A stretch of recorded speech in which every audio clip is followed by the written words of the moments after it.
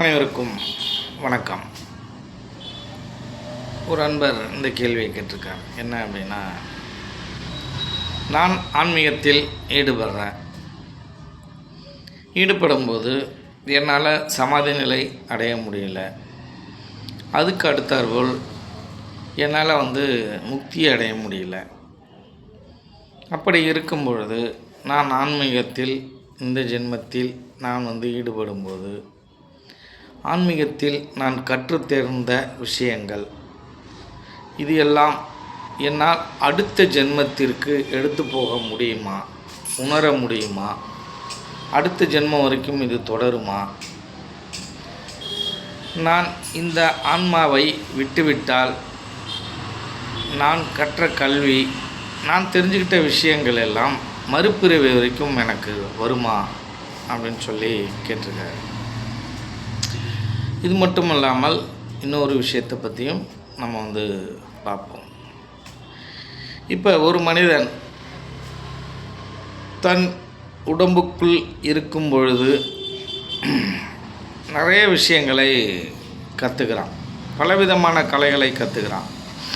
நல்ல விஷயங்கள், கெட்ட விஷயங்கள், இன்பங்கள், துன்பங்கள் எல்லாம் பலவிதமான பாவம் புண்ணியங்கள் இந்த உடம்புல இருக்கும்போது பல விஷயங்கள் நடக்குது, நம்மளும் செய்கிறோம்.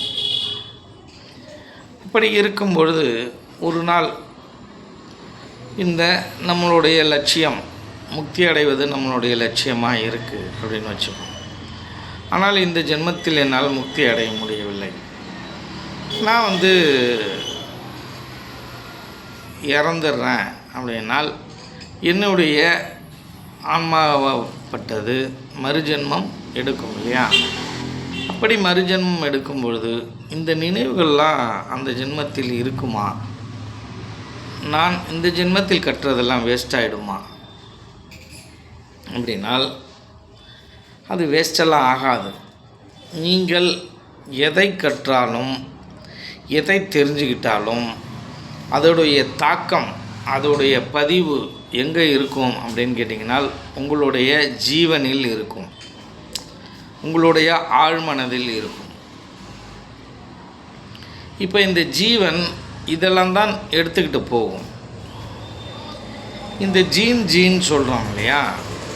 இந்த ஜீன்னா என்ன அப்படின்னு கேட்டிங்கன்னா, நம்ம முப்பாட்டன் பாட்டன் இப்போ இவர்களுடைய ஜீன்லேருந்து அம்மா அப்பா இவர்களுடைய ஜீன்லேருந்து வரக்குள்ள அவர்களுடைய குணங்களும் நிறங்களும் அவர்களுடைய உருவப்பதிவுகளும் இந்த விந்தணுக்களில் இருக்கும், அந்த ஜீனில் இருக்கும். அது விந்துதித்தது போதே வந்துதித்தது எல்லாமே அந்த நிறம் உருவம் எல்லாம் அப்பயே முடிவு பண்ணப்பட்டது, ஒரு கருத்தெரிக்கும் பொழுதே முடிவு பண்ணப்பட்டது அப்படிங்கிறத நம்ம தெரிஞ்சுக்கணும். அப்படி அவர்கள் அவர்களுடைய பதிவை நாம் எடுத்துகிட்டு வரோம். இது யதார்த்தமாக நடக்கிறதில்ல.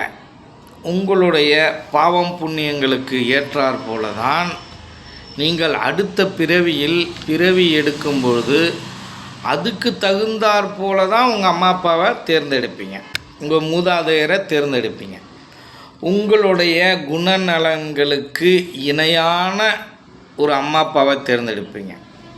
அவர்கள் உங்களுடைய குணநலன்களை ஒன்றியே இருப்பார்கள், அந்த தாத்தா பாட்டி மூதாதையர்கள் எல்லாம். அப்படிப்பட்ட தன்மையில்தான் உங்களுக்கு அந்த பிறவி கிடைக்கும். இப்படி பிறவி கிடைக்கும்போது தான் உங்கள் ஜீனில் எல்லா பதிவும் அதில் இருக்கும்.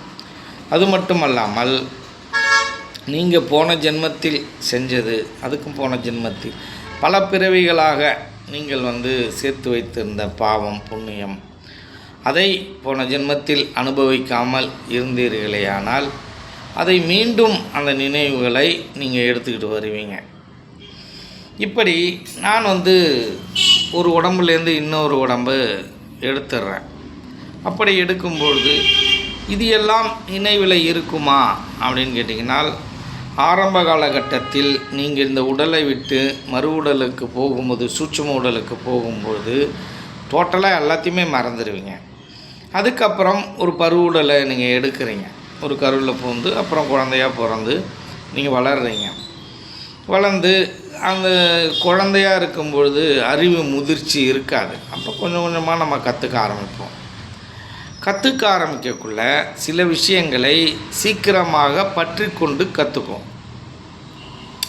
சில விஷயங்கள் லேட்டாகும் நம்ம புரிஞ்சுக்கிறது. சில விஷயங்கள் டக்குன்னு புரிஞ்சுப்போம். இந்த கணக்கு பாடம் இருக்கு இல்லையா, இந்த கணக்கில் கை தேர்ந்தவர்கள் போன ஜென்மத்தில் இருந்தாங்கன்னா அந்த கணக்கு பாடத்தை ஈஸியாக புரிஞ்சுப்பாங்க. அப்போ அதை மாதிரி கற்று தேராதவர்கள் இருக்காங்கன்னா ஒன்றுமே புரியாது. இப்போ நம்மளால் சிரமப்பட்டு கற்றுக்கணும்.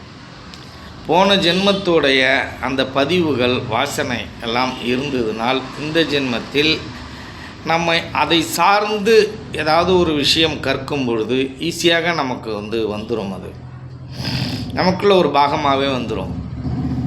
எளிதில் நீங்கள் கற்றுக்கலாம். நிறைய பேருக்கு நல்ல திறமைகள் இருக்கிறத நீங்கள் கவனமாக பார்த்துருப்பீங்க. அந்த திறமை டக்குன்னு அவன் பற்றிக்கிட்டு அதை அதுலேருந்து மேலே ஏறி போவான். அது எதனால் வந்ததுன்னா போன ஜென்மத்தில் அதோடைய தொடர்பு இருந்திருக்கும். நிறையா பேர் இதனுடைய அடிப்படையில் அவர்களுடைய வாழ்க்கை முறையெல்லாம் இருந்திருக்கு. இப்படி தான் திருஞான சம்பந்தர் ஞானம் அடைவதற்கு சீக்கிரம் அவர் சின்ன குழந்தையிலே அவருக்கு ஞானம் கிடைச்சிருச்சு.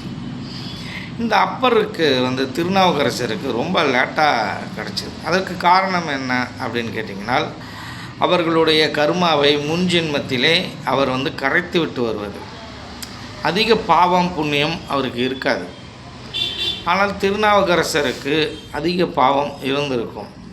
அதனால் அந்த பிறவியில் ஒரு முதிர்ந்த வயதானவுடன் அவர் பலவிதமான இடர்பாடுகள்லாம் சந்தித்து ஒரு குறிப்பிட்ட வயதுக்கு மேலே தான் அவருக்கு ஞானம் கிடைக்கும். இப்படி நிறைய விஷயங்கள் இந்த ஆன்மீகம் சார்ந்து, இந்த அனுபவம் சார்ந்து, பிறவி சார்ந்து இருக்குது. இப்போ ஏதோ ஒரு விஷயங்கள் நம்ம ஒரு படித்து முடிச்சுட்டு ஒரு ஆராய்ச்சியாளராக போகிறோம் அப்படின்னு வச்சுங்க. அந்த ஆராய்ச்சியாளராக நாம் போகும்பொழுது நம்ம ஏற்கனவே அங்கே இருந்த பதிவுலாம் நம்ம அடிமனதில் இருக்கும், அந்த ஜீவனில் இருக்கும். அதை சார்ந்து அவங்க நமக்கு சொல்லி கொடுக்கும் பொழுது அந்த பழைய பதிவுகள்லாம் நமக்கு வரும்.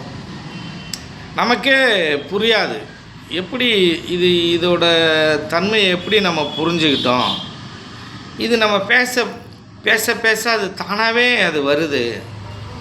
இயல்பாகவே அது வரும், இயல்பாகவே இருக்கும். அப்போ நீங்கள் புரிஞ்சுக்கலாம் இது எல்லாம் போன ஜென்மத்தோட பதிவுகள். போன ஜென்மத்தில் நம்ம இதை சார்ந்து சில விஷயங்கள் இருந்திருக்கும், நம் மூதாதைகள் இதை சார்ந்து இருந்திருக்கிறார்கள் அப்படின்னு நமக்கு புரியும்.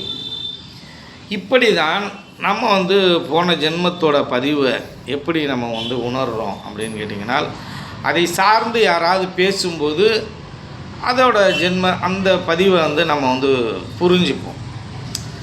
அதை தொடர்ந்த பதிவுகள் நமக்கு அப்படியே ஒரு எல்லாமே தெரிய ஆரம்பிக்கும், நடந்தது மாதிரி தெரிய ஆரம்பிக்கும்.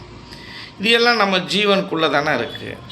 அதை நாம் தூண்டும் பொழுதும், அதை பற்றி நாம் கேள்விப்படும் பொழுதும், அதை பற்றி நம்ம தேடி போகும் பொழுதும் இந்த விஷயம்லாம் நடக்கும். ஆக மொத்தம் போன ஜென்மத்தில் இருந்தாலும் அதுக்கும் போன ஜென்மத்தில் இருந்தாலும் பல பிறவிகளாக நீங்கள் கற்றுத்தேர்ந்த விஷயங்கள் அவை அனைத்தும் இன்னொரு பிறவி எடுக்கும்போது அதோடைய ஆழ்மனதிலும் அந்த ஜீவனிலும் அது லயித்து இருக்கும். எப்போ நம்ம அதை தூண்டுறோமோ, அதை சார்ந்து பேசுகிறோமோ, அதை சார்ந்து மற்றவர்கள் பேசுகிறார்களோ அப்போ அது வெளிப்படும், தானாக வெளிப்படும். அது நமக்கே தெரியும், நன்றாக தெரியும். இப்படி தான் ஒரு பிறவியில் நாம் கற்றது அடுத்த பிறவி வரைக்கும் அது நமக்கு சேரும். இதுதான் வள்ளலார் என்ன சொல்வார் அப்படின்னு கேட்டிங்கனால், எனக்கு பிறவியே வேண்டாம், எனக்கு பிறவி இல்லாமல் இருக்கிறது ரொம்ப நல்லது. அப்படி நான் பிறந்துட்டேன், ஒரு வேளை என்னால் முக்தி அடைய முடியல அப்படின்னால் உன்னை மறவாத வரம் வேண்டும் அப்படின்னு கேட்டேன். பிறவா வரம் வேண்டும். அப்படி பிறவி எடுத்துட்டால் உன்னை மறவா வர வேண்டும் அப்படின்னு கேட்பார். அப்போ அவருக்கு என்ன அப்படின்னா, இந்த பிறவியில் இறைவன் என்னை ஆட்கொள்வாரா மாட்டாரா அப்படின்ற சந்தேகம் மாணிக்கவாசகருக்கு, வள்ளலாருக்கு, எல்லாருக்குமே இயல்பாக உள்ளது தான்.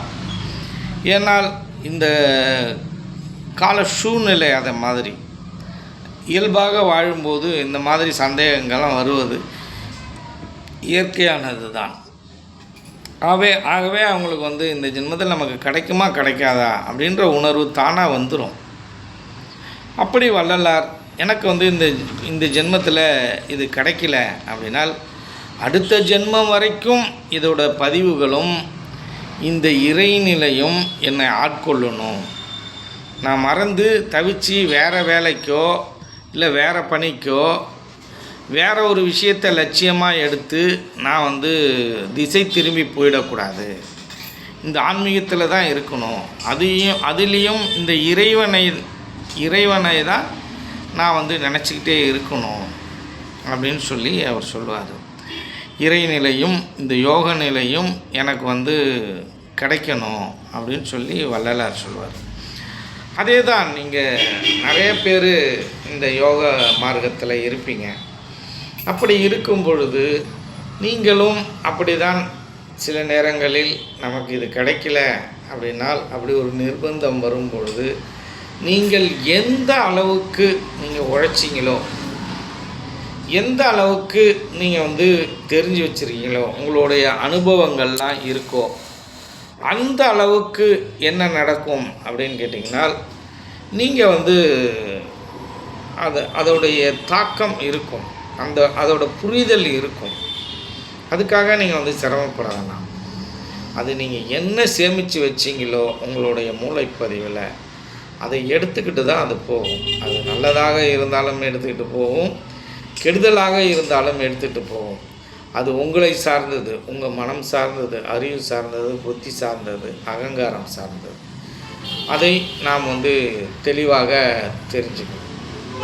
சரி, ஒன்று. அடுத்தது இந்த அறிவியல் இருக்குது. அந்த அறிவியல் படி ஆன்மீகம் நடக்கிறதா, ஆன்மீகப்படி அறிவியல் நடக்கிறதா? நான் ஆன்மீகத்தை நம்புவதா இல்லை அறிவியலை நம்புவதா அப்படிங்கிற ஒரு சந்தேகம் ஒரு சில நேரங்களில் வரும். நாம் எதை நம்புவது அப்படின்னால், நீங்கள் ஆன்மீகம் என்றால் அதிகபட்சமாக நம் மனிதர்களை பொறுத்தவரையிலும் ஆன்மீகம் என்றாலே நம் மூதாதையர் காலத்தில் இருந்து இந்த காலம் வரை என்ன நடக்குது அப்படின்னால், இந்த ஆரியர்களுடைய கட்டுப்பாட்டுக்குள் நம்ம கட்டுண்டு கிடக்கிறோம். அவர்கள் என்ன வழியை நமக்கு சொல்லி கொடுத்தார்களோ, நம் மூதாதையர்களுக்கு சொல்லி கொடுத்தாலோ அவர்களும் அதில் ஊறி பற்றி கொண்டார்கள். அப்படி பற்றி கொண்ட விஷயத்தை தான் நம்மளிடமும் அவர்கள் புகுத்தி இருக்கிறார்கள். அப்படி புகுத்தும் பொழுது நாம் நம்ம அம்மா அப்பாவா தாத்தா பாட்டியாக இருக்கவங்கள நம்ம கேள்வி கேட்கல. இந்த உருவத்தில் எப்படி கடவுள் இருக்க முடியும்? இது கல்லாச்சே, இந்த கல் உருவம் பொருத்தியதை நாம் எப்படி கல்லாய் தானே பார்க்கணும், இல்லை பொம்மையாக பார்க்கணும், இல்லை ஒரு சிலையாக பார்க்கணும். பேசவே முடியாத ஒரு கற்சிலையை எப்படி நான் கடவுளாக ஏற்றுக்கொள்வது அப்படின்னு பலவிதமான கேள்விகள் நம்ம கேட்டிருக்கணும். ஆன்மீகம் சார்ந்த அனுபவங்கள் நமக்கும் இல்லாத காரணத்தினால் பல்லாயிரம் ஆண்டுகளாக நாம் இந்த கேள்வியெல்லாம் கேட்கவில்லை. அதற்கு நமக்கு தூண்டுகோலாக நமக்கு இருந்தவர்கள் யார் அப்படின்னு கேட்டிங்கனால், நம்மளுடைய சித்த பெருமக்கள், மகான்கள். இவர்கள்தான் என்ன பண்ணாங்க, நூல் வடிவத்தில் திருமூலராகட்டும், காலங்கி, சட்டநாதர், போகர், மச்சமுனி, இப்படி அழகினி சித்தர், காகபசுண்டர், இப்படி எண்ணிலடங்கா சித்தர்கள் அவர்கள் நூல்கள் மூலமாக இந்த யோகத்தையும் இந்த கடவுள் யார் என்ற விஷயங்களையும் பறைசாற்றி சென்றிருக்கின்றன. ஆனால் அது எல்லாமே நம்மளுடைய நடைமுறை தமிழில் இல்லாத காரணத்தினால் நிறைய பேருக்கு அதோடைய பொருள் புரியவில்லை. ஓரளவுக்கு புரிஞ்சாலும் நிறைய பாடல்கள் நமக்கு புரியாமலே போயிடுச்சு. அதனால் அவர்களுடைய அந்த வழிபாட்டு முறையில், யாகம் சார்ந்த அந்த வழிபாட்டு முறையில் நம்ம பலகாலமாக அடிமைப்பட்டு இருந்து விட்டோம். அதுக்கப்புறம் சித்தர்களுடைய வருகைக்கு பின்னாடி, சித்தர்களுடைய அந்த நூல்களுடைய அந்த தேடுதலுக்கு அப்புறம் இந்த யோக மார்க்கம் நம்மளுடைய நாடுகளில் வேரூன்றிய காலத்தில் இருந்து நாம் ஓரளவுக்கு அதை புரிந்து கொண்டு, அதை தெரிந்து கொண்டு நம்ம கேள்வி கேட்க ஆரம்பித்தோம். அப்படி கேள்வி கேட்டாலும் சரியாக பதில் சொல்வதற்கு அதை சார்ந்த நபர்களும் அனுபவஸ்தர்களும் இல்லாத காரணத்தினால் அது வளர்ச்சி அடையாமலே இருந்தது. சரி, அது அப்போ வளர்ச்சி அடையலை, இப்போ வளர்ச்சி அடைஞ்சிருச்சா, இப்போ மக்களுக்கு விழிப்புணர்வு வந்துருச்சா, அந்த அறிவு சார்ந்த அனுபவஸ்தர்கள் இந்த காலத்தில் இருக்காங்களா அப்படின்னால் இந்த காலத்திலையும் மிக மிக குறைவான நபர்களே இருக்கிறார்கள். மகான்கள் என்றாலே நம்ம விரலை விட்டு எண்ணிடலாம். அப்படிப்பட்ட நிலையில்தான் இந்த உலகமும் இந்த நாடும் இருக்குது. உண்மையான ஆன்மீகத்தில் ஈடுபடுபவர்கள், ஒரு உண்மையான மனிதர்கள், ஒழுக்கமாக வாழ்பவர்கள், உள்ளதை உள்ளபடி பார்ப்பவர்கள், நியாயத்தை தன் உயிராக மதிப்பவர்கள் அப்படின்ற நபர்கள் இந்த உலகத்தை பொறுத்தவரையிலும் மிக மிக குறைவு. ஆனால் அப்படி சிலர் நபர் இருக்கும் பொழுது அவர்களை நாம் கவனமாக பாதுகாக்க வேண்டும். அவர்களுடைய சொல், செயல், இது எல்லாமே நமக்கு ஒரு வேத வாக்காக நம்ம எடுத்துக்கணும். முதல்ல அந்த குருநாதர் நல்ல குருநாதரா, எல்லாம் தெரிஞ்சவரா அப்படின்னு நம்ம உற்று நோக்கணும். அதுக்கப்புறம் நம்ம அவர்களை முழுமையாக ஏற்றுக்கணும். எப்பொழுதுமே நம்ம ஒரு விஷயம் சொல்லுவோம், நீங்கள் உலகத்தில் எதை வேண்டுமானாலும் மறுக்கலாம், மறுக்காமலும் போகலாம், பலவிதமான கேள்விகள் கேட்கலாம். ஆனால் இந்த சித்தர்கள் மார்க்கத்தை பற்றியும் இந்த சித்தர்களை பற்றியும் நாம் கண்ணை மூடிக்கிட்டு ஏற்றுக்கலாம். அவர்களிடம் நீங்கள் எவ்வளோ கேள்வி வேணுமோ கேட்கலாம் அந்த யோகம் சார்ந்து. ஆனால் அவர்கள் நல்லவர்கள், அவர்கள் நம்மளுடைய முன்னோர்கள், அவர் நம்மளுடைய வழிகாட்டிகள் என்பதை நாம் மறந்துவிடக்கூடாது.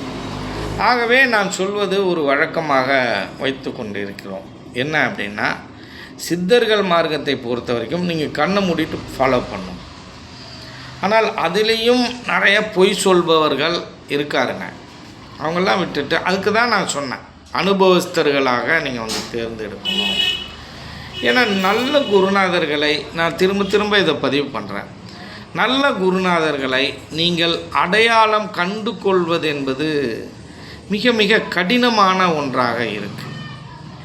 இந்த சாதாரண இந்த மனிதர் கூட்டத்திலே பாருங்களேன், ஒரு நல்ல தலைவனை நம்மளால் இந்த பொதுமக்களால் அடையாளம் கண்டு கொள்ள முடியல. ஒரு நல்ல மனிதனை அடையாளம் கண்டு கொள்ள முடியல. ஒரு நல்ல நண்பனை அடையாளம் கண்டு கொள்ள முடியல. நல்ல உறவினரை நம்மளால் அடையாளம் கொண்டு கொள்ள முடியல. ஏன் அப்படின்னு கேட்டிங்கனால், இந்த உலகத்தை பொறுத்தவரையிலும் எல்லா மனிதர்களும் பசுந்தோல் போற்றிய புலியாக இருக்காங்க. இப்படி பசுந்தோல் போற்றிய புலியாக இவர்கள் வாழ்ந்து கொண்டிருக்கும் பொழுது நம்ம யார் நல்லவர் யார் கெட்டவர் என்று கண்டுபிடிப்பதில் நமக்கு மிகப்பெரிய சவாலாகவும் மிகப்பெரிய பிரச்சனையாக இருக்குது. இயல்பாக எல்லாருமே நல்லவர்களாக இருந்துவிட்டால் இந்த உலகம் எவ்வளோ சுபிட்சமாக, எவ்வளோ நிம்மதியாக, எவ்வளோ அமைதியாக இருக்கும். ஆனால் இந்த களங்கம் எங்கு ஏற்பட்டது? நல்ல மனிதர்களோட ஒரு குழந்தையும் பிறக்கக்குள்ள நல்ல மனிதனாக தான் பிறக்குது. அது வளர வளர இந்த கள்ளங்கபடம் எல்லாத்தையும் கற்றுக்குது. ஒரு பாடல் கூட இருக்கும், குழந்தையாக இருக்கிற எல்லா குழந்தையுமே நல்ல குழந்தை தான், இது வளர வளர தான் அது வந்து கள்ளங்கபடத்தை கற்றுக்குது அப்படின்ற ஒரு விஷயம் இருக்குது. அப்படி இந்த உலகத்தில் நல்ல மனிதர்கள் கிடைக்கிறது ரொம்ப கடினமாக இருக்குது. அப்படி இருந்து விட்டால் இந்த உலகங்கிறது மிக மிக சுபிட்சமாக இருக்கும். அப்படி ஒரு உலகத்தை நாம் வந்து எதிர்பார்க்கிறோம். அதனால் கெட்ட மனிதர்கள் இருக்கக்கூடாதா? அப்படியே இல்லை, இல்லாமல் இருக்கிறது ரொம்ப நல்லது. அது இல்லாமல் இருக்க முடியாது மனிதர்களால். இந்த கெட்ட எண்ணம் நல்ல எண்ணம் ரெண்டும் மாறி மாறி வந்துக்கிட்டு தான் இருக்கும். ஆனால் நல்ல எண்ணம் அதிகமாகவும் கெட்ட எண்ணம் குறைவாகவும் இருக்கணும். மிக மிக சொற்பமாக, ரொம்ப கம்மியாக இருக்கணும். ஒரு 5% இல்லை 4%, 3% தான் உங்களுக்கு வந்து கெட்ட குணம் இருக்கணும். அதே போல் இந்த கெட்ட மனிதர்களும் ஒரு 5% பேர் இருந்துட்டாங்கன்னா இந்த நாடு வந்து சுபிட்சமாக இருக்கும். ஆனால் இல்லையே, இங்கே நல்ல மனிதர்கள் தானே மிக மிக குறைவாக இருக்காங்க.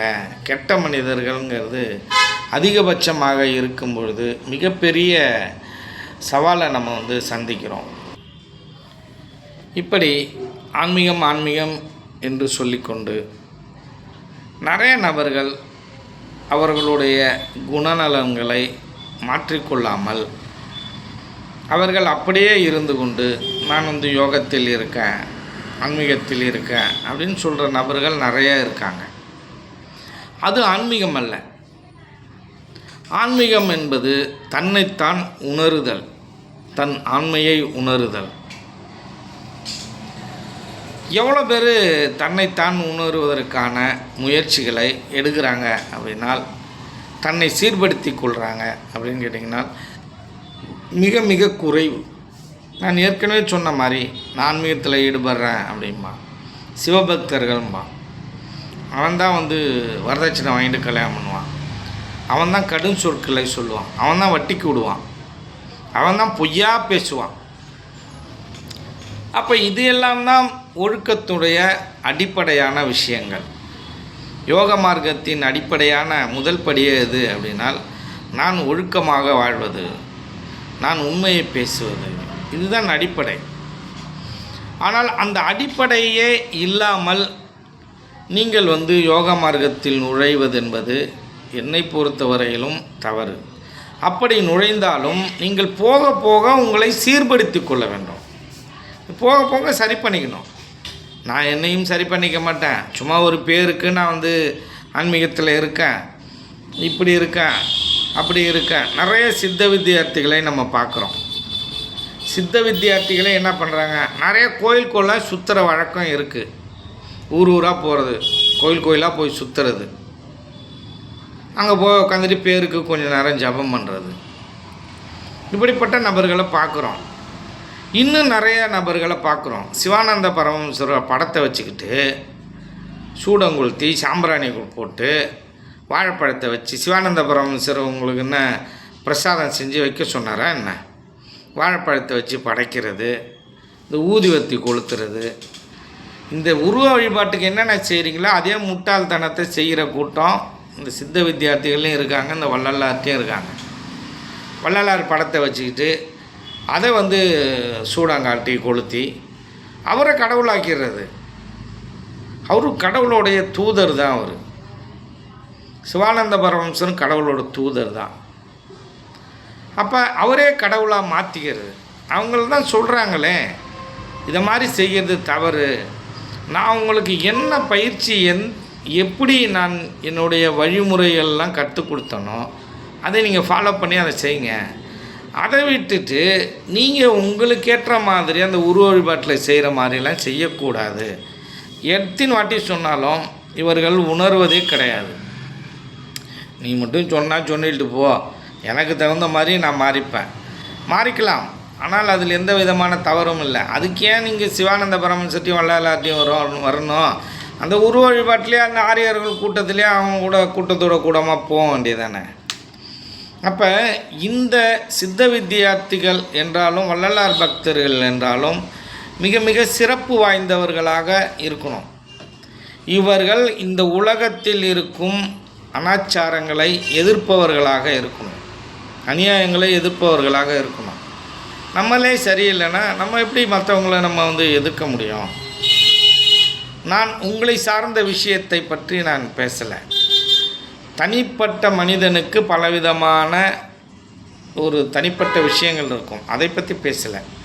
இது எல்லாம் சாமிகள் சொன்னது, வள்ளலார் சொன்னது. இந்த மாதிரிலாம் செய்யக்கூடாது. வள்ளலார் என்ன சொன்னார்? பொன்னான தேகத்தை மண்ணாக்கிட்டேன்னு ஒருத்தன் வந்து மண்ணால் செஞ்ச பொம்மையை எடுத்துகிட்டு வந்து கொடுக்கக்குள்ள அதை தூக்கி போட்டு உடைக்கிறதுக்கு முற்பட்டார். அப்போ சிவானந்த பரமஹம்சர் அப்படி தான் சொல்கிறாரு, என்னை விட்டுடுங்க, என்னை பிடிச்சிக்காதீங்க. எதுக்கு எடுத்தாலும் எல்லாம் சிவானந்தபுரம் என்னை பிடிக்காதீங்க, நான் சொல்லி கொடுத்த பயிற்சியை ஒழுங்காக செய்யுங்க, அதை பிடிச்சிங்க. இல்லாட்டினா உண்மையை பிடிச்சிங்க, ஒழுக்கத்தை பிடிச்சிங்க, நியமங்களை பிடிச்சிங்க அப்படின்னு தான் அவங்க தெளிவாக சொல்கிறாங்க. அதை விட்டுக்கிட்டு சூடம் கொளுத்துறது, சாம்பிராணி கொளுத்துறது, ஊராக சுற்றுறது, இந்த மாதிரி விவகாரங்கள் இருக்குது. மலை ஏறி போகிறது, பட்டினத்தார் சொல்லிட்டாரு, நான் எந்த மலையாக சுற்றினாலும், காசி போனாலும், எந்த புண்ணியஸ்தனங்களுக்கு போய் சுற்றினாலும் எனக்கு இறைவன் கிடைக்கவே இல்லை. நான் ஒரு இடத்துல உட்காந்து எனக்குள்ளே ஆழ்ந்து பார்க்கும்பொழுது உள்ளார இறைவனை நான் தரிசித்தேன், உணர்ந்தேன் அப்படின்னு சொல்கிறாங்க.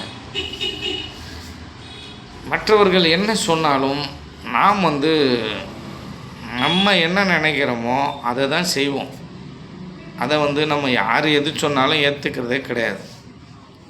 இது ஒரு வழிமுறையாகவே இருக்குது. இதுக்கு தான் அறியாமை அப்படின்னு சொல்கிறது. கண்ணிருந்தும் குருடாய் வாழுறோம் அப்படிங்கிறதான் உண்மையாக இருக்குது.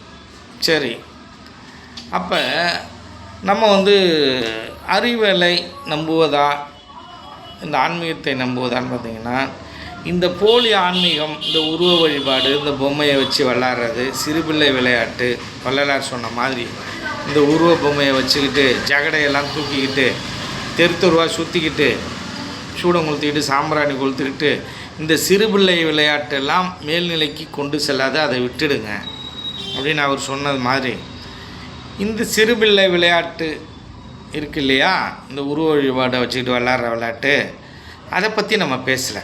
அது ஆன்மீகமாகவே நம்ம எடுத்துக்கல. அது ஒரு சிறு தெய்வ வழிபாடு, சிறு தெய்வ விளையாட்டு. இந்த ஆரியர்கள் கூட்டம் நம்மளை வந்து சிந்தனையை சிதறடித்து நம்மளை வந்து அவனுக்கு அடிமையாக்கி இன்றளவிலும் அடிமையாக நம்ம வாழ்ந்துக்கிட்டு இருக்கோம். இது நான் அடிக்கடி பதிவு பண்ணுறேன். என்ன அப்படின்னா, இந்த அடிமை கூட்டம் இருப்பதனால்தான் எல்லா கோயிலையும் கூட்டம் இருக்குது. நீங்கள் ரூபா 10 ரூபா போடுற பணம் அவனை பெரிய கோடீஸ்வரன் ஆக்குது. அறநிலைத்துறைக்கு என்ன சொத்து இருந்தது? எல்லாம் மக்களோட பணம். நீங்கள் உண்டியலில் பணம் போட்டு போட்டு போட்டு திருப்பதி மென்மேலும் அவன் கோடீஸ்வரனாக இருக்கான். எந்த கடவுளாவது உங்கள்கிட்ட பணம் இல்லைன்னு சொல்லிச்சா? கடவுள்கிட்ட இல்லாத பணமா? அவருக்கு இல்லாத இந்த பிரபஞ்சமே அவருக்கு சொந்தம். நீங்கள் என்ன அவருக்கு பணம் கொடுக்கறது, சூடம் கொளுத்துறது, சாம்பிராணி கொளுத்துறது? அவருக்கு என்ன தேவை என்று அவருக்கு புரியாதா? எனக்கு என்ன தேவைன்னு எனக்கு தெரியாதா? எனக்கு என்ன தேவைன்னே எனக்கு தெரியலன்னா அப்புறம் என்ன இருக்குது? இப்போ கடவுளுக்கு நீங்கள் எதையும் செய்யணும்னு அவசியம் இல்லை. எது செய்தாலும் அவர் ஏற்றுக்கொள்ளப் போவதும் இல்லை, உங்களை கண்டுகொள்ள போவதும் இல்லை. ஏனென்றால் அது கடவுளும் இல்லை. கடவுளுடைய தன்மை என்பது உங்களுக்குள்ளரையும் வெளியிலையும் பரவி இருக்கு, உலகம் முழுக்க பரவி இருக்கு. அதை நீங்கள் எங்கே இருந்துட்டு வேணாலும் கும்பிடலாம். நீங்கள் உட்கார்ந்த இடத்துலேருந்தே நீங்கள் வந்து கும்பிடலாம். கடவுளை நான் போய் தரிசிப்பது என்பதை விட கடவுள் தன்மையை எனக்குள் வர வைப்பது என்பது தான் உத்தமமானது. நான் வந்து கடவுளை தேடி போகிறேன் அப்படிங்கிறத விட என்ன வந்து கடவுளை தேடி வர வைக்கிறேன் அப்படிங்கிறது தான் மிக மிக ஒழுக்கமானது, உண்மையானது. அப்படிப்பட்ட கூட்டம்தான் இந்த சித்தர்களுடைய கூட்டம். அப்படி வாழ்வதற்கு தான் நம்ம வந்து இங்கே என்ன பண்ணுறோம், ஆசைப்படுறோம். நான் வந்து உன்னை தேடி அலைஞ்சிக்கிட்டே இருக்கேன். நான் ஏற்கனவே உங்கள்கிட்ட ஒன்று சொன்னேன், எதை நீங்கள் தேடுகிறீர்களோ அது உங்கள் கையில் கிடைக்காது. எதை நீங்கள் தேடாமல் அலட்சியப்படுத்துகிறீர்களோ, நீங்கள் சமரசமாக இருக்கிறீர்களோ, நடுநிலையாக இருக்கிறீர்களோ, அப்பொழுது அது உங்களை தேடி வரும் அப்படின்னு நம்ம சொல்லியிருக்கோம். அதை உங்கள் வாழ்க்கையில் நீங்கள் போட்டு பாருங்கள், தெரியும். ஆனால் நம்ம வெறுக்கிற மாதிரி நடிக்கக்கூடாது. உண்மையாலுமே வெறுத்தீர்களே ஆனால் அது உங்களை தேடி வரும். இது நம்மளுடைய அனுபவத்தை வச்சு தான் சொல்கிறோம். சும்மா ஏதோ இப்போ நம்ம பேசுகிற பேச்சு எல்லாமே நம்மளுடைய அனுபவத்தை சார்ந்தது. யாரோ ஒருத்தவர் நூலில் எழுதி வச்சுருக்காரு, இன்னொருத்தவங்கள்ட்ட சொல்லி கேட்டுட்டு வந்தது அப்படிலாம் சொல்ல. இதில் 98% நம்மளுடைய அனுபவத்தை தான் உங்கள்கிட்ட பகிர்ந்துக்கிறேன். சில விஷயங்கள் மட்டும்தான் வள்ளலார்ட்டேருந்து எடுத்துக்கிறோம், நூல்லேருந்து எடுத்துக்கிறோம், நம்ம சிலதை கேட்டதுலேருந்து எடுத்துக்கிறோம். அப்படி கேட்டதுலேருந்து எடுத்தாலும் அதை உண்மை என்று நான் உணர வேண்டும் இல்லையா? அப்போ எனக்குள்ளே அந்த விஷயம் இருக்கணும், அந்த அனுபவம் இருக்கணும். அனுபவம் இல்லாமல் நான் எப்படி ஒரு விஷயத்தை ஏற்றுக்க முடியும்? ஏற்கனவே நான் பதிவிட்டிருந்தேன், ஜீவனே கடவுள் என்பதை நான் ஏற்றுக்கொள்ளவில்லை. அது முரண்பாடாக தான் நம்ம பார்க்குறோம். அப்போ எனக்கு ஒவ்வாத விஷயங்களை எதையுமே நான் ஏற்றுக்கொள்வதில்லை. அதுக்கு காரணம் கேட்குறேன், அதற்கு சரியான பதிலை உங்கள்கிட்டேருந்து மற்றவங்கள்ட்டேருந்து எதிர்பார்க்குறேன். யார் சொல்கிறாங்களோ அவங்கள்ட்டேருந்து எதிர்பார்க்குறேன். எந்த நூல் சொன்னாலும் அந்த நூல்கிட்டேருந்து இன்னும் அதற்கான சரியான ஒரு விடையை நம்ம வந்து எதிர்பார்க்குறோம். அப்படி சரியான விடை அவர்கள் கூறாத பொழுது அதை நம்ம ஏற்றுக்கிறது இல்லை. அது யாராக இருந்தாலும் சரி, என்னுடைய குருநாதர்களாக இருந்தாலும் சரி, சித்தர்களாக இருந்தாலும் சரி. சித்தர்களை நாம் பின்பற்றுவது என்பது கண்ணை மூடிட்டு நம்ம பின்பற்றுறோம். அதில் ஏதோ ஒரு தவறான ஒரு விஷயம் இருக்குதுன்னு வச்சுங்க, அந்த விஷயத்தை மட்டும் அப்படியே லெகுவாக எடுத்து போட்டுறோம். அது இடைச்செருகலாக கூட இருக்கும். தவறான விஷயங்களை சித்தர்கள் புகுத்த மாட்டார்கள், சொல்ல மாட்டார்கள். அப்போ அதில் ஏதாவது இடைச்செருகல் இருக்கும். அப்போ அதை அப்படியே தூக்கி போட்டுறது. முழுமையாக ஏற்றுக்கிறோம். 1-2 விஷயங்கள் அவர்களே தவறாக சொல்லி இருந்தாலும் நம்ம அறிவுக்கு அது வந்து தவறாக தெரியுது அப்படின்னக்குள்ள அதை ஏற்றுக்கிறது இல்லை. நம்ம அறிவுக்கு அது உணர்ந்த பிறகு, அப்படி ஒரு கால் அவர் உணர்ந்து நம்மளால் உணர முடியாமல் போயிருந்து அதை ஒரு நேரத்தில் நாம் உணர்வோமானால் அதை ஏற்றுக்கொள்வோம். உணராத வரையிலும் நாம் ஏற்றுக்கொள்ள இயலாது. சில விஷயங்கள் நம்மளால் ஏற்றுக்கொள்ள முடியும். சரி, இப்படி நடக்கிறதுக்கு வாய்ப்பு இருக்குது, ஆனால் நம்ம அனுபவிக்காத ஒன்றா இருக்கும், ஆனால் அது நடப்பதற்கு வாய்ப்பு இருக்குது அப்படின்னு ஏற்றுப்போம். சில விஷயங்கள் இது நடக்காத ஒன்றா இருக்குது, இதை எப்படி ஏற்றுக்கிறது அப்படின்னு ஏற்றுக்காமல் வச்சுருப்போம். இப்போ நான் சொன்னது சில பேருக்கு குழப்பமாக இருக்கலாம். ஆனால் இதை எப்படி நீங்கள் புரிஞ்சுக்கணும் அப்படின்னால், ஒரு குதிரை பொம்மையை காமிச்சு இது பொம்மை அப்படின்னு சொல்கிற ஆட்கள் நம்ம இல்லை. இது குதிரைன்னு சொல்லுவோம், ஆனால் அது குதிரை பொம்மை அப்படின்னு சொல்லணும், இல்லை குதிரையோட வரைபடம் அப்படின்னு சொல்லணும். ஆனால் நம்ம ஆட்களுக்கு தான் குதிரை அப்படின்னு சொல்லுவோம். அப்படி தான் நுட்பமாக பார்க்குறது அதை. சரி, இப்போ வந்து இந்த உருவ வழிபாட்டை பற்றி நம்ம வந்து சொல்லலை. இப்போ இந்த யோகம் சார்ந்த சித்தர்களை சார்ந்து இவர்கள் என்ன சொல்லியிருக்காங்க, இதை வந்து இந்த ஆன்மீகத்தை யோகத்தை ஏற்றுக்கிறதா இல்லை அறிவியலை ஏற்றுக்கிறதா அப்படின்னால், அறிவியலை நாம் முழுமையாக ஏற்றுக்கொள்கிறோம். அறிவியலை ஏற்றுக்கொள்ளாமல் இருக்க முடியாது. ஆனால் அறிவியலே சில நேரங்களில் பொய் சொல்லுது. இப்போ பூமி உருண்டை என்பதையும் நம்ம ஏற்றுக்கிறோம், தட்டையானது என்பதையும் ஏற்றுக்கிறோம். அப்போ அங்கேயும் சில குழப்பங்கள் அறிவியலிலும் இருக்குது. மனிதன் என்பவன் அவன் வந்து முழுமையாக கற்றுணர்ந்தவர்கள் சித்தர்கள். அறிவியலாளர்கள் தன்னைத்தான் உணராதவர்கள். தன்னைத்தான் உணர்ந்தவர்கள் சொல்லும் உண்மைகள் அனைத்தும் உண்மையாகவே இருக்கும்.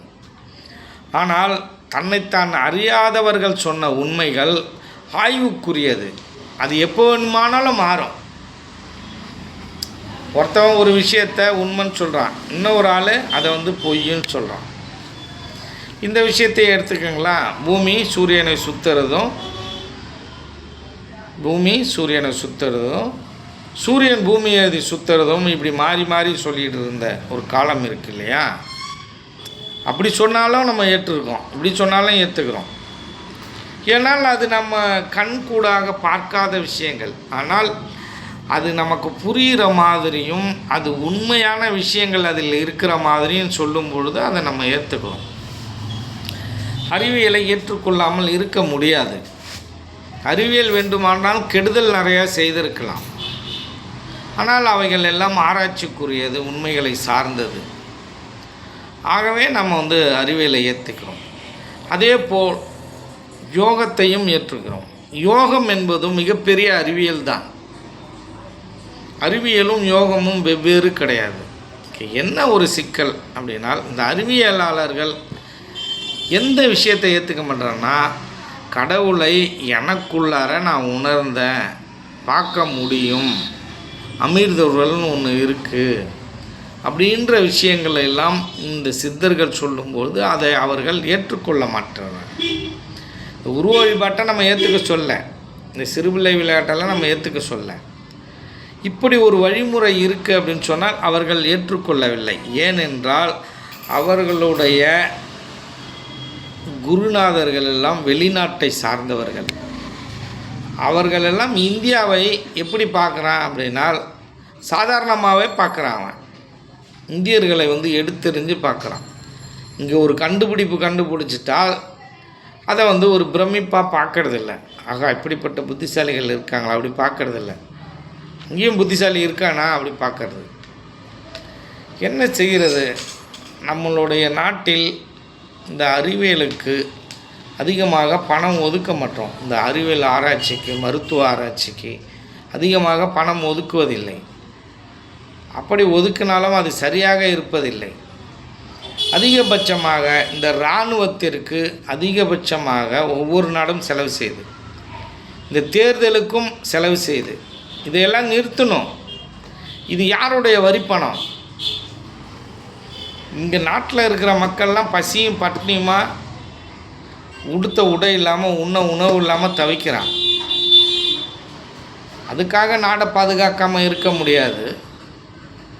ஆனால் இந்த தேர்தலுடைய செலவை குறைக்கலாம். டெக்னாலஜி வளர்ந்துருச்சு. வீட்டிலேருந்தே நம்ம ஓட்டு போடுவதற்கு வழிமுறைகளை பிற்காலத்தில் செய்யணும். தேவையில்லாமல் அதிகமாக செலவாகுது. லஞ்சம் கொடுக்கறத தடுத்து நிறுத்தணும். இந்த ஓட்டுக்கு பணம் வாங்க எவ்வளோ டெக்னாலஜி வந்துச்சு. இந்த ஓட்டுக்கு பணம் கொடுக்கறத நிறுத்த இயலாதா என்ன? யார் நிறுத்த இயலாதுன்னு சொல்கிறாங்களோ, நிறுத்தக்கூடாதுன்னு நினைக்கிறாங்களோ, அவங்க தான் அங்கே வந்து பெரிய நிலையில் இருக்காங்க. அப்போ அவங்க எப்படி நிறுத்துவாங்க? நிறுத்துவதற்கான வாய்ப்பு அவர்களுக்கே அது தேவையாக இருக்குது. அப்போ இங்கே நல்ல மனிதர், நல்ல என்னை பொறுத்தவரையும் நல்ல மகான் வந்து ஒரு ஆட்சியாளராக உட்காரணும்.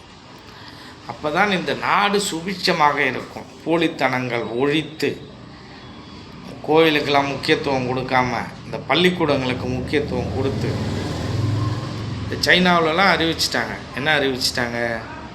1ஆவதிலிருந்து 1 வயதிலிருந்து 15 வயது வரையில் நீங்கள் கல்வி கற்கும் கல்வி எல்லாம் இலவசம். தனியார் ஸ்கூலே கிடையாது. எல்லாத்தையும் கவர்மெண்ட் ஸ்கூலாக மாற்றுறான். நம்மளோட தமிழ்நாடு கவர்மெண்ட் அது மாதிரி செய்யுமா? இவன் தான் தேர்தல் ஆனால் அங்கே போய் நிற்கிறானே பொட்டு பொட்டியாக பணம் வாங்கிறதுக்கு. இந்த தனியார் ஸ்கூல்காரன்ட்ட, லாட்டு சீட்டு விற்கிறவன்ட்ட, சினிமாக்காரன்ட்ட, பெரிய பெரிய தொழிலதிபர்கிட்ட. அப்புறம் எப்படி நம்மளே அவன் தப்பு செஞ்சானா அவனை நம்ம தட்டி கேட்க முடியும்? ஏன் முன்னாடியே தான் பணம் வாங்கிடுறிய? ஒரு ஏழைக்கு ஒரு உதவி செய்யணுன்னா யோசிக்கிறான். ஆனால் இதை மாதிரி கட்சிக்காரங்களுக்கு பணம் கொடுக்கணும், கோடி கோடியாக கொடுக்குறான். இதெல்லாம் அடுத்த ஜென்மத்தில் அவர்கள் வந்து இதை சார்ந்து அனுபவிக்க போகிறவங்க தானே. இதை சார்ந்து அவன் அனுபவிப்பான். சாப்பாட்டுக்கு ரொம்ப கஷ்டப்பட்டு பிச்சை எடுப்பான். ஏனால் இந்த மக்கள் பணத்தை யாரெல்லாம் சாப்பிட்றாங்களோ அவர்கள்லாம் அடுத்த ஜென்மத்தில் மிக கொடுமையான பிறவியை பிறப்பார்கள். நம்ம நினைக்கிறோம் இவங்க பாவம் அவங்க பாவம் இவ்வளோ பாவத்தில் இருக்காங்க அப்படின்னு. அவர்களெல்லாம் போன ஜென்மத்தில் அவ்வளோ அட்டூழியம் பண்ணியிருப்பான். இப்போ இந்த ஊழல் செஞ்ச முதல்வராக இருந்தாலும் அமைச்சராக இருந்தாலும் யாராக இருந்தாலும் இவரெல்லாம் அடுத்த ஜென்மத்தில் ஒரு கடுமையான ஒரு ஏழையாவோ பிச்சைக்காரனாவோ பிறந்தா இவன் போன ஜென்மத்தில் அமைச்சராக இருக்கிறான் அப்படின்னு தெரிஞ்சால் பிச்சை போடுவோமா? நம்ம அனுபவிக்கணும்னு நினைப்போம். அங்கே தான் இறைநிலை ஒன்று செய்யுது. என்ன செய்யுது அப்படின்னால், இந்த உணவு என்பது யாருக்காக இருந்தாலும் பொதுவானது. அதில் எந்த குறையும் இருக்கக்கூடாது. நல்லவனாக இருந்தாலும் கெட்டவனாக இருந்தால் யாராக இருந்தாலும் உணவு பகிர்ந்துக்கணும். உணவு எல்லாருக்கும் சரிசமமானது. அப்படி நீ உணவை ஒரு நாள் சாப்பிடல, மறுநாள் நான் கொடுத்துடணும். அப்படி கொடுக்கலன்னா என்னுடைய இயற்கைத்தன்மை இல்லாமல் போயிடும், இயற்கைக்கு புறம்பாயிடும், கடவுள் இல்லை அப்படின்ற மாதிரி ஆகிடும். என்னுடைய இயல்பு எல்லாருக்கும் சரிசமமான உணவு. ஒரு வேலை இல்லைனாலும் இன்னொரு வேலை கொடுத்துடணும் அப்படிங்கிற ஒரு உணர்வு இந்த இறைநிலையிடம் இருக்குது. அப்படி இருந்தால் தான் அது இறைநிலை. அப்படி இல்லைன்னா அது இறைவனை நம்ம சொல்ல இயலாது. இப்படிப்பட்ட நிலையில்தான் நாம் அறிவியலாளர்களை ஏற்றுக்கொள்கிறோம். இந்த கார்ல் மார்க்ஸ் சொன்ன மாதிரி இந்த சமய குருமார்கள், இந்த சமயங்கள் எல்லாம் இந்த மக்களை அடிமைப்படுத்தி வைத்திருக்கிறது. இந்த சமயங்களிலிருந்து நீங்கள் முதலில் வெளியே வாருங்கள். உங்களை விலங்கு போட்டு பூட்டி வச்சுருக்காது. நீங்களே உங்களுக்கு விலங்கு போட்டுப்பீங்களா? இன்னொருத்தவனை விலங்கு போட சொல்லி போட்டுக்க கூடாது. அப்படிப்பட்ட வேலையை தான் இங்கே இந்த மனிதர் கூட்டம் செஞ்சுருக்கு. விலங்கு கொண்டு போய் ஆரியர்கள்ட்ட கொடுத்து நீயே பூட்டிக்க, நான் உனக்கு அடிமையாக எப்போ கூப்பிட்றியோ நீ கூப்பிட்டாலும் கூப்பிடலாம், வெள்ளி செவ்வாய் ஞாயிற்றுக்கிழமை நான் வந்துடுவேன். அடிமை மாதிரி உண்டியலில் காசை போட்டு ஒன்றை கோடீஸ்வரனாகவே ஆக்குவேன். ஆனால் நான் ஏழையாகவே ஆகிட்டுருப்பேன். அப்படிங்கிற கூட்டம் தானே இங்கே அதிகமாக இருக்குது. இதை அடிக்கடி நம்ம பதிவிடுறோம். ஏனென்றால் நம் வாழ்க்கையில் மாற்றிக்கொள்ளக்கூடிய மிகப்பெரிய விஷயம் இது. அதை நீங்கள் தெரிஞ்சுக்கணும். நான் மாற்றிக்க மாட்டேன் அப்படின்லாம் அடம் பிடிக்கக்கூடாது. நிறைய சித்த வித்தியார்த்திகள் அப்படி தான் இருக்காங்க. மாற்றிக்காமல் தன்னுடைய பழக்க வழக்கங்களை மாற்றிக்கொள்ளாமல் தான் இருக்காங்க. ஒரு யூகா வேற வந்துடுது வித்தியார்த்தினா. அவர் என்னமோ பெரிய மகான் ஆயிட்டதாகவும், வித்தையை செஞ்ச கொஞ்ச நாள்லேயே மகான் ஆகிட்டதாக அவருக்கு நினப்பு. சில பேருக்கெல்லாம் ஒரு 20 வருஷம் ஆகிடுச்சிட்டாலே அவர் பெரிய மகான் மாரி நினச்சிக்கிறது, தன்னை மிகப்பெரிய குருவாக அடையாளப்படுத்தி கொள்வது. இப்போ நீங்கள் குருவாக ஏற்றுக்கிட்டால் என்ன ஆக போகுது, ஏற்றுக்கலாம் என்ன ஆக போகுது? என்னுடைய தனித்தன்மையை பொறுத்தது தானே. நான் முக்தி அடைகிறதுங்கிறது என்னோட பிரச்சனை.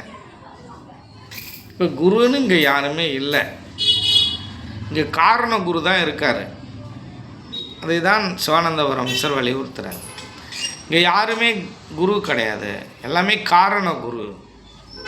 அடையாளப்படுத்தி காட்டுறோம், அவ்வளோதான். அவங்களுக்கு எனக்கு இன்னொருத்தவர் சொல்லி கொடுத்தாரு, நான் இன்னொருத்தவருக்கு சொல்லி கொடுக்குறேன். அதுக்கு அடுத்தாற் போல் அந்த பயிற்சியை நல்லா செய்யுங்க. செஞ்சுக்கிட்டே வந்தீங்கன்னா அதில் உள்ள நுட்பங்களும் பலவிதமான நுட்பங்கள் அனுபவங்கள் இருக்குது. அதை நீங்களாக தான் கண்டுபிடிச்சி அந்த அனுபவங்கள்லாம் உணரணும் அப்படின்னு சொல்லியிருக்காரு. அதே போல் தான் நம்ம வாழ்க்கையில் நடக்கணும். அதை விட்டுட்டு தன்னை மிகைப்படுத்தி பேசுகிறது, மிகைப்படுத்துகிறது, இதெல்லாம் ஒரு பிரயோஜனமும் இல்லை. இதெல்லாம் மேல்நிலைக்கு ஒரு இடையூறாக இருக்கும். நான் அப்படியே இருந்தாலும் அதை ஒன்றும் பெரிதாக எடுத்துக்கொள்ள கூடாது. இது பெரிய பெரிய நிலை அடைஞ்சவங்களாம் என்னை பொறுத்தவரையிலும் இந்த சித்த வேதம் என்ற நூல் ஒரு சிறப்பான நூல். அதே போல் ஞானத்தாழ் இசைக்கு விளக்கம் எழுதியிருக்காரு சங்கரானந்தா, அதுவும் ஒரு நல்ல நூல். சீதாகாச கீதை அப்படின்னு நித்யானந்தர் ஒரு புக்கு எழுதியிருக்காரு, அது சுமாராக இருக்கும். நித்யானந்தர் மிகப்பெரிய ஞானி என்பதில் நமக்கு எந்த விதமான மாற்று கருத்தும் இல்லை. ஆனால் அவர் எழுதிய நூல் சுமாராக தான் இருக்கும். அதுலேருந்து நான் தெரிஞ்சுக்கிற விஷயங்கள் ரொம்ப குறைவாக இருக்குது. 1-2 விஷயம் மட்டும்தான் எனக்கு கலெக்ட் பண்ணிக்கலாம். என்னோடய அனுபவம் சார்ந்து அது மிகப்பெரிய நூலாக நம்மால் ஏற்றுக்கொள்ள இயலாது. ஆனால் ஒரு சில விஷயங்கள் நுட்பமாக இருக்கும், அவ்வளோதான். ஆனால் சித்த வேதத்திலும் கூட நிறைய பிரச்சனைகள் இருக்குது. என்ன அப்படின்னால் அது மொழி மாற்றியதில் சில சிக்கல்கள் இருக்குது. சிவானந்த பரமஹம்சர் ஒரு மலையாளி. அவர் மலையாளத்தில் அவர் வந்து மலையாளிகள் நம்ம தமிழில் பேசும்போது மலையாளம் கலந்ததாகவே வரும். அதுக்கு சரியான வேடை போட்டிருக்க மாட்டாங்க. இந்த சித்த வேதத்தில் கூட பார்க்கக்குள்ள நம்ம சில விஷயங்களை அடித்து திருத்துறோம், இது வந்து தவறாக இருக்குது அப்படின்னு சொல்லிட்டு. அப்படி மொழி மாற்றம் செய்யும் பொழுது சில சிக்கல்லாம் இருக்குது. இன்னொரு விஷயம் என்ன அப்படின்னால் அதை நாம் சரி பண்ணிக்க வேண்டியதான். சித்தவேதத்தில் அப்படி இருக்குது அப்படின்னால் அதை நாம் உணர்ந்து நம்மளுடைய அனுபவத்தில் அதை சரி பண்ணிக்க வேண்டியதான். எல்லாமே அவர் சொல்லி கொடுத்துருவாரா என்ன? வாழைப்பழம் இந்தாங்க அப்படின்னு சொல்லி கையில் கொடுக்கலாம், அதை உரிச்சு வாயில் வச்சு கூட ஊட்டலாம். நீங்கள் வாயை அசைச்சு உங்கள் தாடையும் வாயையும் அசைச்சா விட முடியும் சாப்பிட்றதுக்கு? நம்மளுடைய அனுபவமும் இருக்கணும் இல்லையா? அவர்கள் சொல்லி கொடுத்தது என்பது, அந்த வழியை அவர் வந்து நமக்கு சொல்லி கொடுத்ததே மிகப்பெரிய ரகசியம். சித்த வித்தையை சொல்லி கொடுத்தது என்பதே மிகப்பெரிய ரகசியம். அதுக்கே அவருக்கு வந்து நம்ம வந்து கடமைப்பட்டிருக்கோம். அதை மீறி நிறைய கண்டுபிடிப்புகள், நிறைய விஷயங்களை நாம் அனுபவத்தில் தான் உணர்ந்துக்கணும். எல்லா அனுபவத்தையும் அவர் பகிர்ந்துக்க முடியுமா அப்படின்னா முடியாது. பகிர்ந்திருந்தாலும் தப்பு இல்லை. இன்னும் சில விஷயங்கள் நாம் அவர் காலத்தில் வாழ்ந்திருந்தால் சில நுட்பங்களையும் சில விஷயங்களையும் இன்னும் கேட்டு தெரிந்திருக்கலாம். அப்படி கேட்டு தெரிந்திருக்கும் போது இன்னும் உங்களுக்கு லெகுவாக சொல்லலாம். ஆனால் அவர் இருக்கும் பொழுது கேட்கணும்னு நினச்ச விஷயங்களை எல்லாம் நாம் வந்து கேட்காமலே உணர்ந்துக்கிட்டோம். அதனால் உங்களுக்கு ஈஸியாக நிறைய விஷயங்களை நம்மளால் சொல்ல முடியுது. இல்லாட்டினா இங்கே ரொம்ப சிரமமாக இருக்கும். பயிற்சி மிக மிக முக்கியமானது. அதை விட ஒழுக்கம் மிக மிக முக்கியமானது. ரெண்டும் இரட்டை பிறவிகள், 2 கண்ணு மாதிரி தான். வலது கண்ணு முக்கியமாக இடது கண்ணு முக்கியமானா அப்படிலாம் சொல்ல முடியாது. 2 கண்ணும் முக்கியம். அப்போ ஒழுக்கமும் யோகமும் அப்படி தான். நீங்கள் வேணால் இப்படி வேண்டுமானால் எடுத்துக்கொள்ளலாம். இந்த ஒழுக்கம் என்பது அடித்தளம், மேலே இருக்கிறது தான் யோகம். இப்போ 2த்துலையும் சிவன் சக்தி மாரி தான். 2ம் ஒன்றோடு ஒன்று ஒன்றி இருக்கிறது. இது இல்லாமல் அது இல்லை, அது இல்லாமல் இது இல்லை. அப்படி சில பல ரகசியங்கள் நிறைந்தது தான் இந்த சித்த வித்தையும் வாசியோகமும். இதை சரியாக புரிந்து கொள்ளாதவர்கள், அனுபவம் இல்லாதவர்கள் தான் என்ன பண்ணுறாங்க, சமாதி ஆகிட்டான் அப்படின்னு போட்டு புதைக்கிறாங்க. இப்படி இருந்தாலும் சரி, சித்த வித்தையை நீங்கள் வந்து கற்றுக்கிட்டிங்கனாலே சமாதி தான் வைக்கணும். அதுதான் இயல்பானது. அது யாராக இருந்தாலும் சரி. சித்த வித்தையை கொஞ்ச நாள் அவர் செஞ்சிட்டார் அப்படின்னால் அவரை சமாதி தான் வைக்கணும். சரி, சித்த வித்தை செய்யாதவர்கள் அவர்களையும் சமாதி தான் வைக்கணும். நம்மளுடைய தமிழ் மரபு, தமிழ் கலாச்சாரம் எது அப்படின்னு கேட்டிங்கனால் புதைப்பது என்பது தான் நம்மளுடைய கலாச்சாரம். எரிப்பது என்பது ஆரியர்களுடைய கலாச்சாரம். அந்த ஆரியர்களுடைய கலாச்சாரம் நம்மளுள் புகுத்தப்பட்டு விட்டது. அவர்கள் ஒரு நேரத்தில் பயந்த கூட்டம், மரணித்தவர்களை பார்த்து பயந்தவர்கள் அவர்கள். ஆனால் மரணித்தவரையும் ஒரு தெய்வமாக வழிபடும் முறை நம்மளுடைய முறை. நீங்கள் பாருங்கள், எவ்வளோலாம் நம்ம தமிழ் நுட்பமானது, ஒரு அறிவியலுக்கு ஏற்றவாறு இருக்கிற ஒரு பண்பாடும் கலாச்சாரமும் எங்கே இருக்குன்னா நம்மளோட தமிழ் பண்பாட்டில் தான் இருக்குது, கலாச்சாரத்தில் தான் இருக்குது. அப்படிப்பட்ட வழிமுறைகளை தான் நம் முன்னோர்கள் சொல்லி கொடுத்துட்டு போனாங்க. எவ்வளோ நுட்பமான விஷயம் பாருங்கள். இறந்துட்டானா எரிக்கக்கூடாது, அது தவறு, புதைக்கணும், அது ஒரு உயிர் கொலைக்கு சமம். அதற்கான காரணங்கள்லாம் சொல்லியிருக்காங்க. 3 நாள் வரையும் இந்த உடம்பு இருக்கும், அதுக்கப்புறம் புழுவாக மாறி பல்லாயிரக்கணக்கான புழுகளாக அது உருவெடுக்கும். அது நீ கொன்னுனா ஒரே நாளில் ஒரு பிடி சாம்பல் ஆகிடும். ஒரு பிடி இல்லை, ஒரு 10 பிடி இல்லை 7 பிடி 8 பிடி அப்படி வரலாம். ஆனால் அது நம்ம சொல்லக்குள்ள ஒரு பிடி சாம்பல் அப்படின்னு சொல்லி பழகிட்டோம். ஒரு பிடிலாம் வராது. இப்போ மயான சுடுகாடெலாம் என்ன பண்ணிட்டான்னு கேட்டிங்கன்னா, அந்த நேரத்தில் எரித்த அந்த உடம்புக்குரிய சாம்பலை கொடுக்கறதில்ல. ஏற்கனவே சாம்பலை அவன் வச்சுருக்கான், உள்ளார அனுப்பிச்சிட்டு இந்த வேற ஒரு சாம்பலை கொடுத்து அனுப்புகிற வழக்கெல்லாம் இருக்குது. பிணங்கள்லாம் காணா போகுது. நாடு எங்கே போயிட்டுருக்குன்னா மிக மோசமான ஒரு சூழ்நிலைக்கு போயிட்டுருக்கு. இதெல்லாம் நான் அடிக்கடி சொல்கிற மாதிரி நல்ல கவர்மெண்ட்டு, நல்ல தலைவர்கள் வேணும். நல்ல தலைவர்கள் இல்லாமல் இந்த நாடை முன்னேற்ற முடியாது. நல்ல மனிதர்கள் வேணும். நல்ல மனிதர்கள் வேணும் அப்படின்னு நம்ம சொல்லிக்கிட்டே இருக்கோம். நீங்கள் ஒற்றுமையாக இருக்கணும், கூட்டமைப்பு வேணும், இதை நம்ம சொல்லிக்கிட்டே இருக்கோம். என்ன சொன்னாலும் இங்கே ஒன்றும் நடந்த பாடம் இல்லை அப்படிங்கிறது தான் உண்மையாக இருக்குது. எப்போ ஒரு 10,000 பேரை கூட்டி நம்ம சந்திக்கிறது, அவங்கள்ட்ட நம்மளுடைய விஷயங்கள் எல்லாம் நம்ம சொல்கிறது அப்படிங்கிறது இங்கே ஒரு கேள்விக்குறியாக தானே இருக்குது. நம்மளோட வீடியோவை பார்க்குறதுன்றது மிக குறைவாக தானே பார்க்குறாங்க. அதிகபட்சமான ஆட்கள்லாம் பார்க்கல இல்லையா? சரி, எப்படி இருந்தாலும் சரி, அறிவியலுக்கும் யோகத்திற்கும் நெருங்கிய தொடர்பு உள்ளது. அறிவியலை நான் நம்புவதா இல்லை ஆன்மீகத்தை நம்புவதுன்னா ரெண்டுத்தையுமே நம்புங்க. உருவ வழிபாட்டை மட்டும், இந்த ஆரியர்களுடைய இந்த போலித்தனமான வழிபாடுகளை மட்டும் நீங்கள் நம்பாதீங்க. இந்த போலித்தனமான குருமார்களை மட்டும் நீங்கள் நம்பாதீங்க. மற்றபடி நம் சித்தர்களுடைய மார்க்கத்தை நம்புங்க, அறிவியலை நம்புங்க. அறிவியல் என்றும் பொய் சொல்லாது.